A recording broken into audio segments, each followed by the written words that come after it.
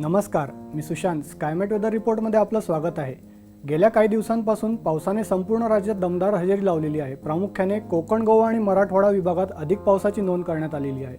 तसेच गेल्या 24 तासात महाराष्ट्रातील अनेक भागांमध्ये चांगल्या पावसाची नोंद करण्यात आलेली आहे.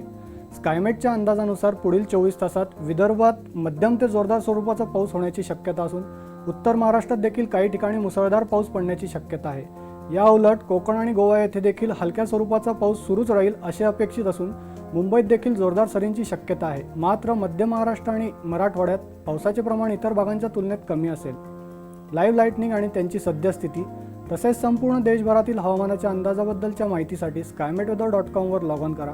तसेच आपण आम्हाला फेसबुक, ट्विटर आणि इंस्टाग्रामवर देखील फॉलो करू शकता व आपण आमच्या यूट्यूब चॅनलचे सबस्क्रिप्शन देखील घेऊ शकता. धन्यवाद.